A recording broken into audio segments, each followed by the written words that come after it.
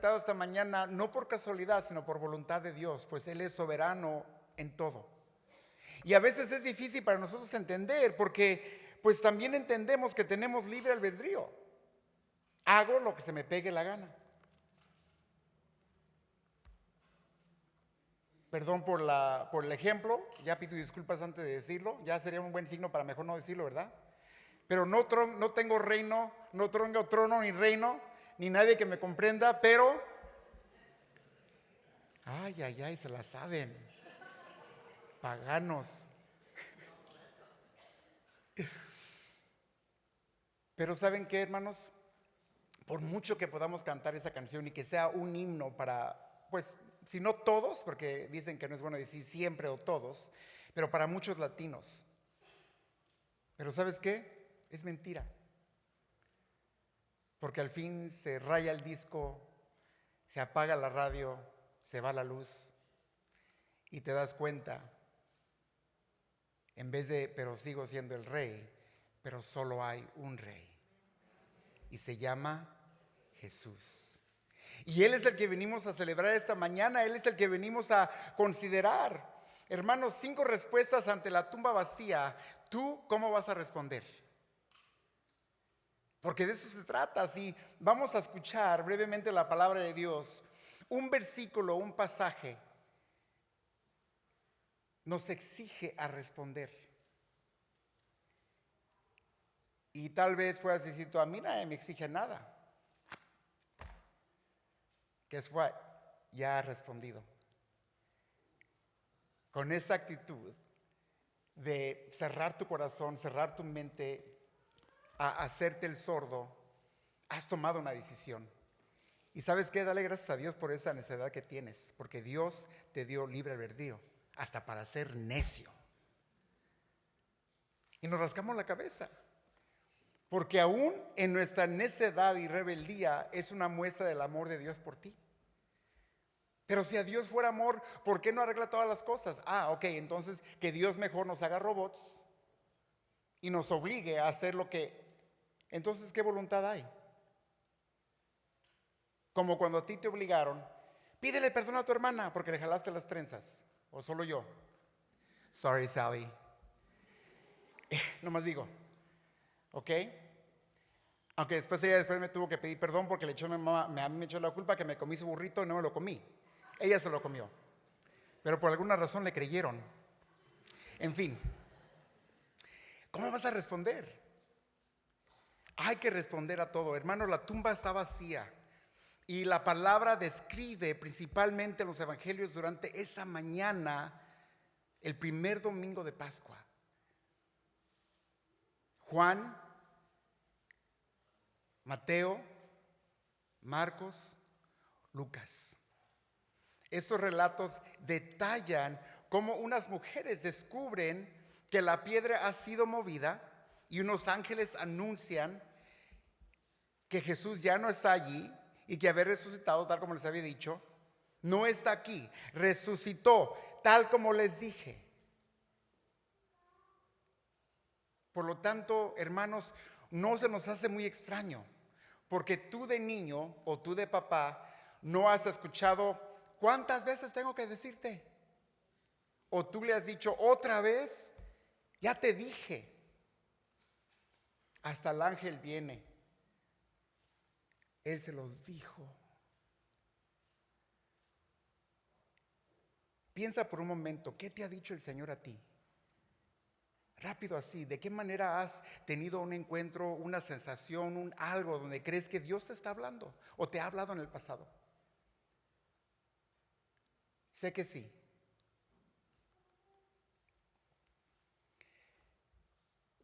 Doctor Thomas Arnold, profesor de historia moderna en la Universidad de Oxford, que pues ya murió, y autor de la aclamada obra en 3 volúmenes, Historia de Roma, declaró lo siguiente: las pruebas relativas a la vida, muerte y resurrección de Jesús han demostrado ser satisfactorias según los estándares de cualquier historiador. Estas sostienen conforme a las normas habituales para distinguir las pruebas sólidas de las débiles. Decenas de miles de personas lo han examinado, pieza por pieza, con tanto esmero como lo haría un juez al revisar el caso más trascendental. Yo mismo, dice el doctor, lo he hecho en innumerables ocasiones, no con el fin de persuadir a otros, sino para convencerme a mí mismo. A lo largo de mi vida, he dedicado mi carrera al estudio de la historia, de épocas, acontecimientos, analizando y sobrepasando las pruebas documentales existentes sobre cada uno de ellos. Y no conozco ningún otro hecho histórico que esté respaldado por pruebas más sólidas y exhaustivas que este, que Jesucristo murió y resucitó de entre los muertos, hermanos. Esta es una mente secular, un profesor distinguido en su época, estudiando la historia romana, tuvo un encuentro personal con Cristo. Ni estaba buscando a Dios. Lo que descubrió es de que Dios vino por él. ¿Quién buscamos a Dios? Honestamente, nadie. Por favor, no digas que tú lo buscas, porque vamos a estar contra la palabra de Dios. Lo que el hombre busca son las tinieblas. Pero Él nos buscó a nosotros. La palabra dice que de tal manera Dios amó al mundo. De tal manera Dios amó, y pon tu nombre allí. ¿No se te hace increíble? En verdad yo soy insignificante a considerar toda la historia desde el principio de la creación hasta el futuro que regrese Jesús, de todos, y Dios vino por mí. Dios vino al igual por ti. Estos relatos, respaldados por el testimonio de María Magdalena y de los discípulos Pedro y Juan, quienes hallaron las telas de lino al interior, construyen un pilar central de la resurrección cristiana. Los 4 evangelios, mencioné, Mateo, Marcos, Lucas y Juan, comparten un núcleo narrativo sobre la resurrección. Unas mujeres visitan la tumba y que está vacía, se encuentran con los ángeles, descubren que Jesús está vivo, pero varían en detalles específicos, sí es cierto. Y algunos dicen, no, es que hay contradicciones. No es que haya contradicciones, es de que aún eso es parte de la experiencia humana. Cuando hay un hecho, un accidente, por ejemplo, y viene un policía y viene a ver quién chocó y bla, bla, pues todos vamos a tener una perspectiva diferente. Uno definitivamente va a decir, él o ella me chocó a mí, y el otro va a decir, no, ella me chocó a mí. Y viendo todos los detalles, vemos el panorama de toda la historia. Así es de que no permitamos que el enemigo nos confunda y decir, porque no son exactamente copia por copia por copia, es contradicción. No es contradicción, es toda la historia. Pero pastor, hay 4 evangelios. No, es un evangelio. 4 perspectivas. ¿Cuántos evangelios, hermanos? Y por un evangelio fuiste salvo. Veamos rápidamente la resurrección a través de Mateo primero. Y dice aquí en los primeros 8 versículos, y pues bueno, los puse en la pantalla porque lo voy a hacer un poquito rápido, pero tómenlo en cuenta para después verlo a su tiempo, ¿verdad? Porque es importante. Pasado el día de reposo, al amanecer del primer día de la semana, María Magdalena y la otra María vinieron a ver el sepulcro, y se produjo un gran terremoto porque un ángel del Señor descendió del cielo y acercándose removió la piedra y se sentó sobre ella. Su aspecto era como un relámpago y su vestidura blanca como la nieve. Y de miedo los guardianes temblaron y se quedaron como muertos. Hablando el ángel, dijo a las mujeres, ustedes no teman, porque yo sé que buscan a Jesús, el que fue crucificado, pero no está aquí, porque ha resucitado tal como dijo. Vengan, vean el lugar donde estaba puesto. Vayan pronto y digan a sus discípulos que Él ha resucitado de entre los muertos. Y Él va delante de ustedes a Galilea. Allí lo verán.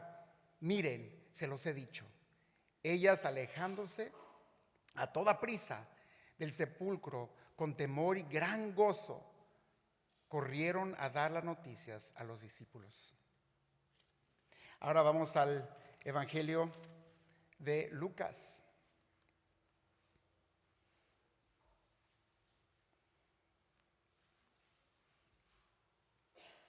perdón, creo que me salté uno. Ok, vamos a Lucas, es ok. Vamos a Lucas. Ya, va los primeros 9 versículos de Lucas. Pero el primer día de la semana, al rayar el alba, las mujeres vinieron al sepulcro, trajeron las especias aromáticas que habían preparado. Encontraron que la piedra había sido removida del sepulcro y cuando entraron no hallaron el cuerpo del Señor Jesús. Aconteció que estando ellas perplejas por esto, de pronto se pusieron junto a ellas 2 varones en vestiduras resplandecientes. Estando ellas aterrorizadas e inclinadas su rostro a la tierra, ellos le dijeron: ¿por qué buscas entre los muertos al que vive? No está aquí, sino ha resucitado. Acuérdense como les había dicho, acuérdense como les habló cuando estaba en Galilea, diciendo que el Hijo del Hombre debía de ser entregado en manos de hombres pecadores y ser crucificado, y al tercer día resucitar. Entonces ellas se acordaron de sus palabras y regresaron del sepulcro, anunciaron todas estas cosas a los 11 apóstoles y a todos los demás. ¿Cómo es que vamos a responder? Ahora sí veremos en Juan.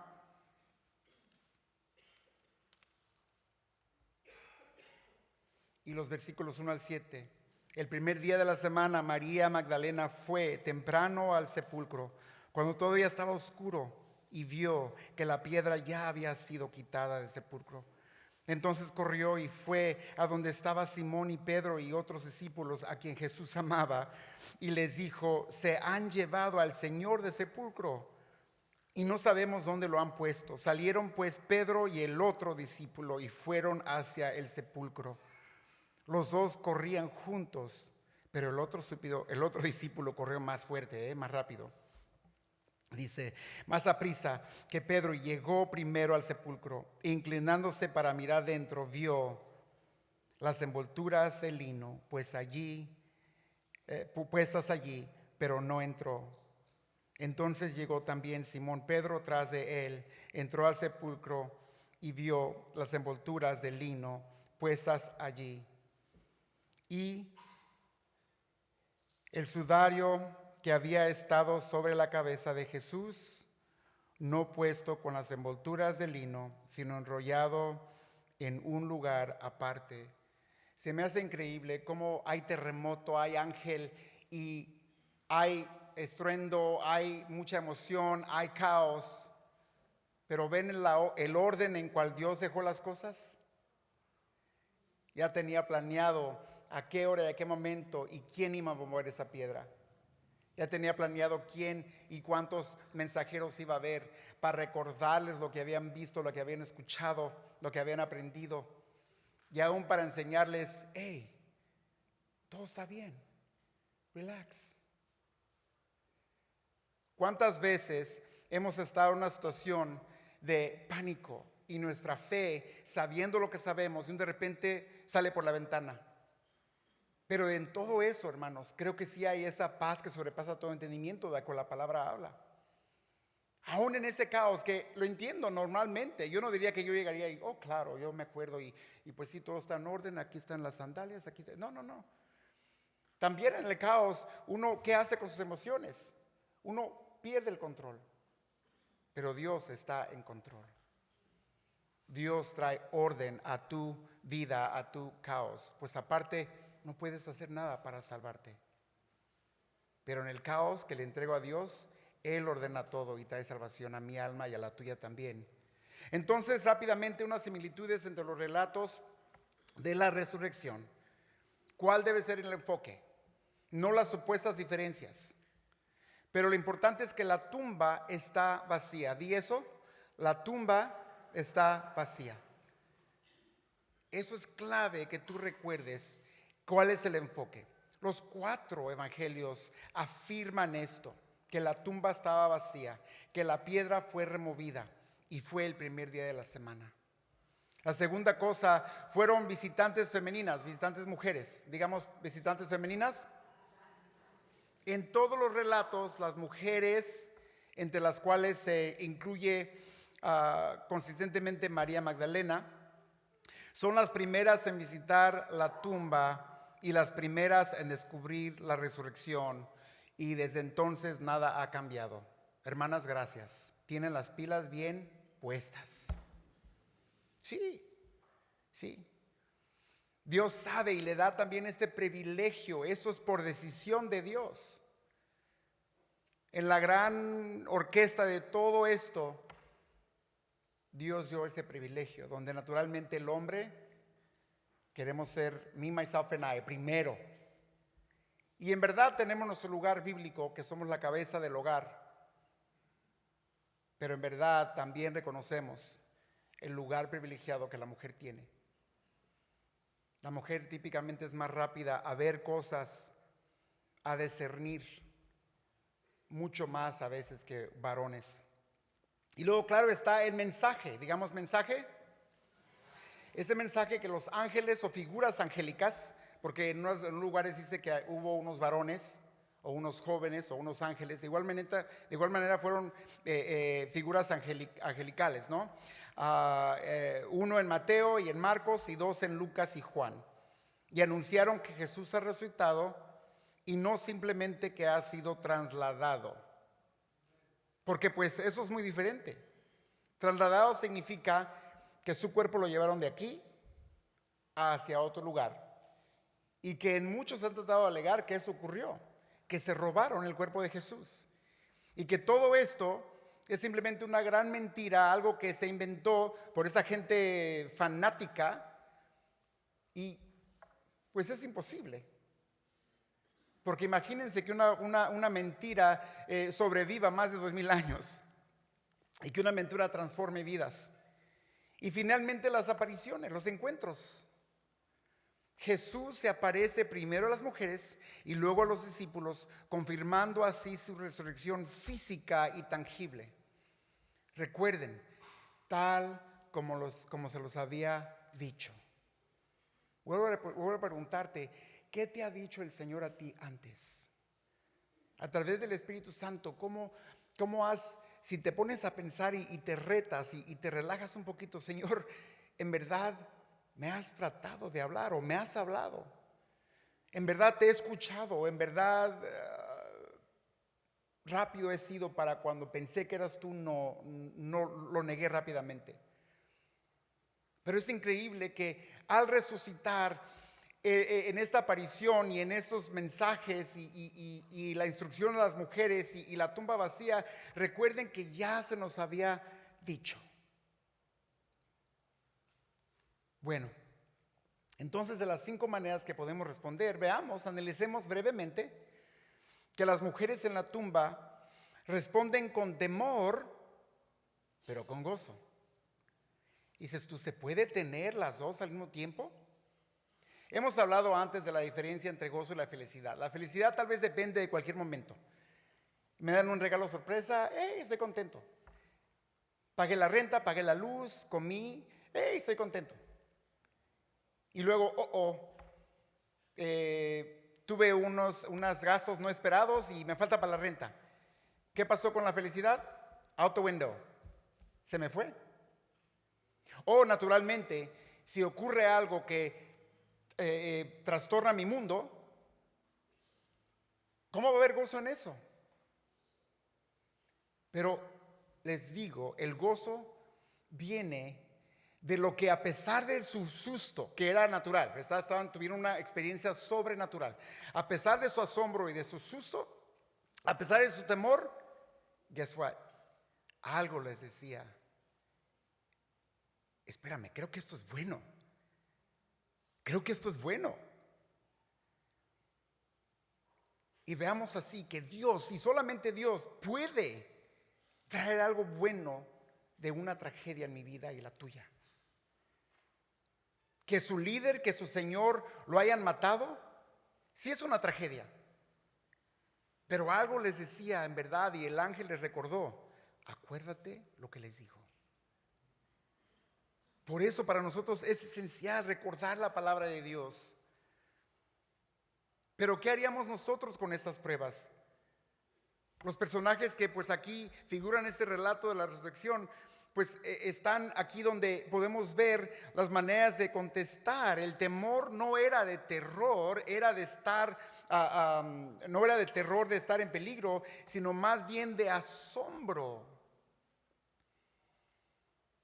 Había cosas que no podían comprender simplemente con la lógica.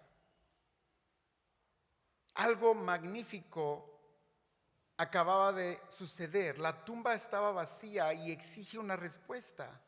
¿En verdad? ¿En verdad? ¿Ha resucitado? Entonces, por eso, unido a ese temor, estaba el gozo, hermanos, para rescatarnos. Las mujeres hallaron la tumba vacía. Sí, fueron asombradas. Sí, tuvieron miedo a los ángeles.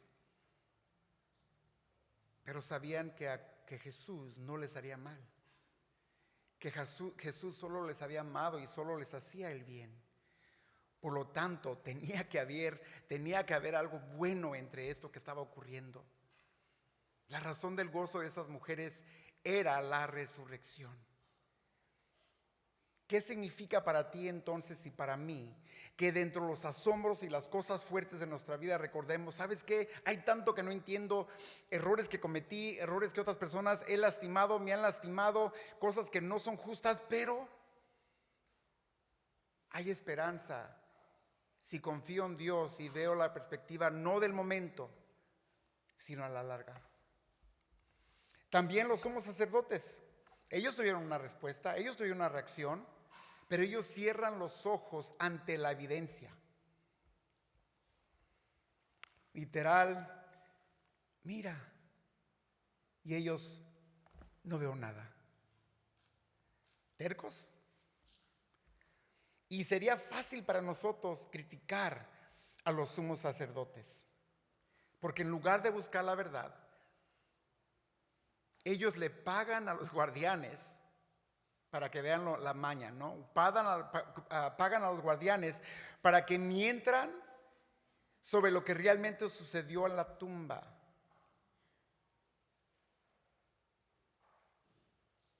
No es así de light como cuando tú le dices a tu hijo cuando contestas el teléfono, dile que no estoy. Es mucho más serio.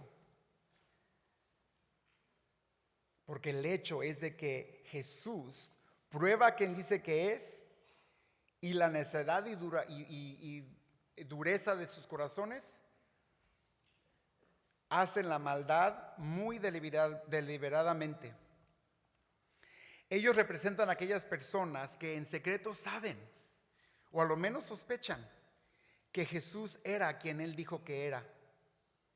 Sin embargo, inventan razones para no creer. No les agradan las implicaciones. ¿Qué implicaciones hay para ti si esto es verdad? Muchas veces nuestro rechazo es porque no me conviene. Porque si esto es verdad, tengo que enfrentar una verdad muy grande. Soy un pecador.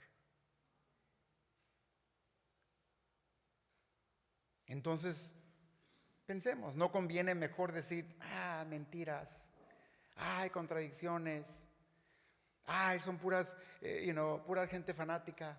Mira cuántas denominaciones hay, mira gente, cuántos de que cristianos hacen cosas malas y cuánto que no sé qué tanto y bla, bla. ¿Y esto qué tiene que ver con Dios? Hasta mismo Jesús va a decir un día, muchos dirán, Señor, Señor, hice esto en tu nombre, hice lo otro en tu nombre. Vean aquí, en tu nombre. Y Él les contesta, apártense de mí, malhechores, no los conozco.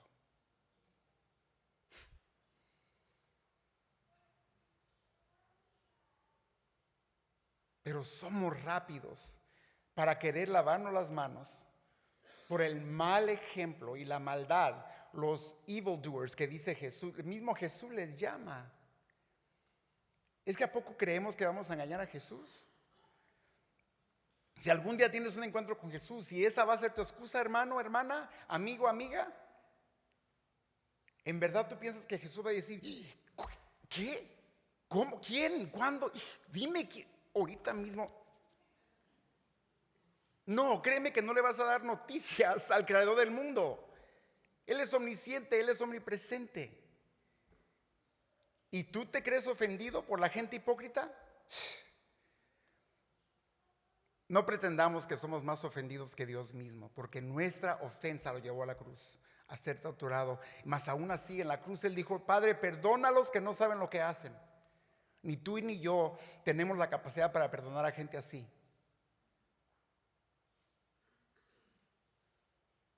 Pero los sumos sacerdotes a ese nivel se autoengañan. Hubo unos soldados que respondieron con temor, pero sin gozo. Lo opuesto a las mujeres. Las mujeres que recién llegaron, hubo temor, pero hubo gozo. Con ellos hubo temor, pero no hubo gozo. De entre todas las personas, los soldados que custodiaban la tumba deberían haber sido más convencidos de la verdad que nadie más. Sin embargo, la mayoría de ellos nunca hicieron nada al respecto. Los eruditos sugieren que uno o dos de ellos podrían haberse convertido a Cristo más adelante. De lo contrario, ¿cómo habríamos llegado a conocer esa historia? Sin embargo, la mayoría simplemente aceptó el dinero de los sumos sacerdotes y guardó el silencio, peleando con su misma conciencia, viendo, hasta oliendo, oyendo, siendo testigos de primera mano. Y le dieron más el lugar a $1, o lo que haya sido en aquel tiempo, $100, lo que sea.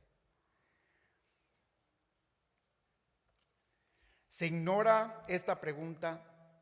¿Se da cuenta de lo que está privando? Tú y yo a veces no nos damos cuenta de lo que nos estamos privando. Si Jesús resucitó de entre los muertos, Él posee, Él tiene la clave del sentido y la plenitud de la vida. Esa pregunta, ¿cuántas veces se ha hecho? ¿Cuál es el sentido de la vida? What is the meaning of life? Y se nos ha dicho 1, 2, 3, múltiples veces. ¿Acaso no es eso lo que al fin todos estamos buscando, hermanos? Si existe cualquier posibilidad de que Jesús ofrezca esperanza y gozo en medio de la muerte y la destrucción, ¿no deberíamos darle una oportunidad?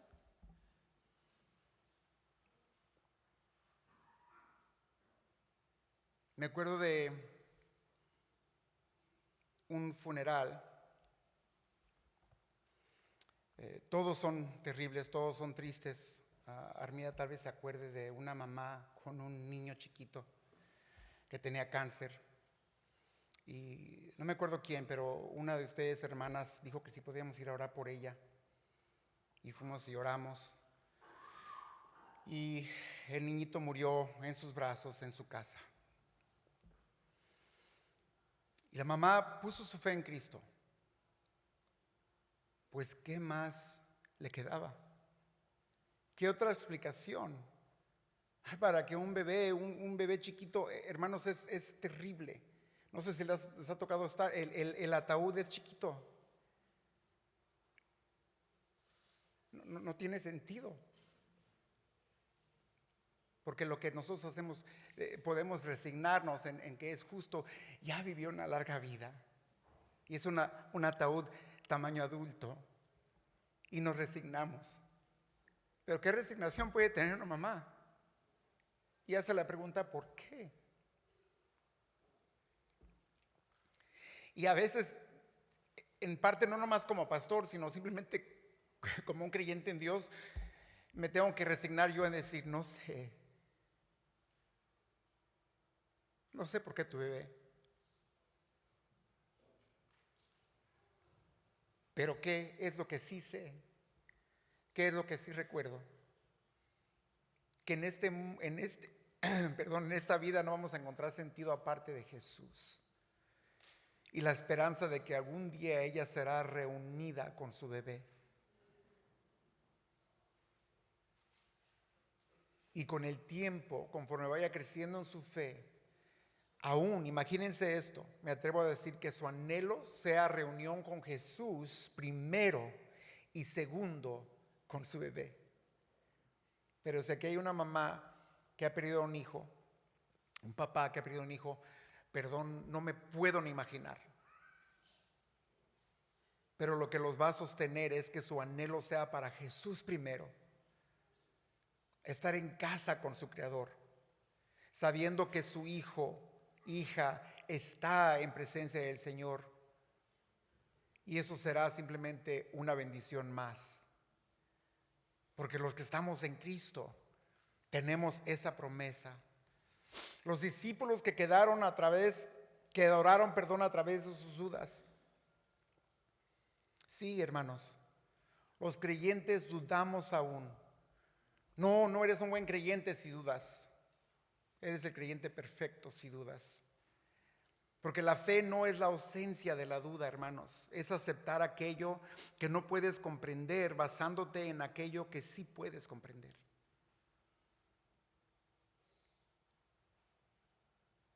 Tenemos limitaciones, pero también tenemos acceso al trono de gracia. Quizás al igual que yo, muchos podemos decir, sí, tratamos de entender todo esto y la única cosa alentadora es creer que Jesús es en verdad quien dijo que era. Los discípulos habían visto, algunos de ellos seguían luchando con su duda. Al fin del Evangelio de Mateo, vemos que muchos de los discípulos quienes miraban cara a cara a Jesús resucitado seguían dudando. ¿Cómo es posible que fuera tal cosa? Porque lo que estaba haciendo, lo que hizo Jesús nunca se había hecho antes y nunca desde entonces se ha vuelto a repetir. Él dijo consumado es, y es de una vez por todas. La duda no está en que si Él y lo que dice es verdad. La duda está en nosotros. Dejemos que nuestras dudas a través del Espíritu Santo nos convenzan aún más. No condenen, sino convenzan del amor y la gracia de Dios. Esta imagen naturalmente todos la reconocemos por el discípulo que se llama ¿quién? Tomás, si saben. El que no creía. Imagínense por siempre ser reconocido el Tomás el que dudaba, Doubting Thomas. Mas sin embargo, hermanos, ponte a pensar. Un lugar privilegiado le tocó a él, quien ni a ti ni a mí nos tocó.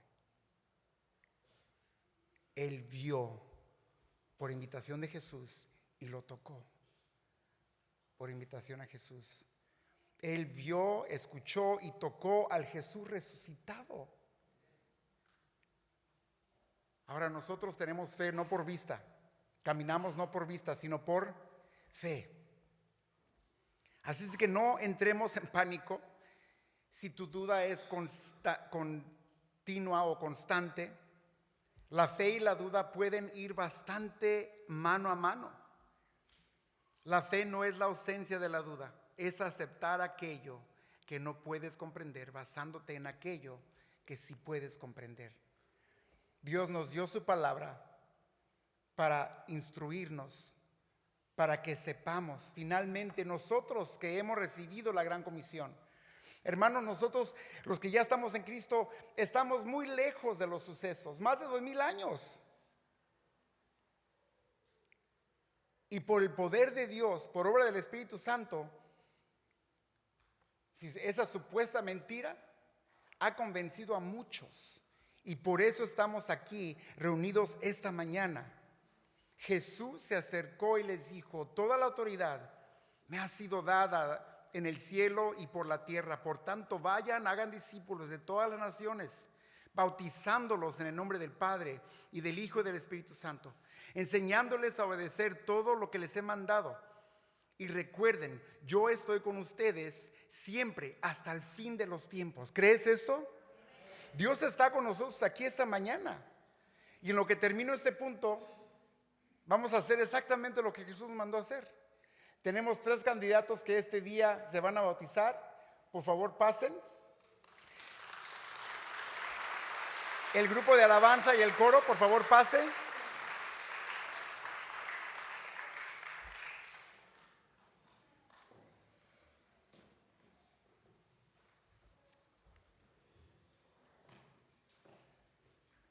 Esto es lo que se conoce como la Gran Comisión, hermanos. El propósito fundamental de la vida en Jesús es la buena noticia que Jesús vive, que Jesús ama, que Jesús salva, sea predicada en todas las naciones.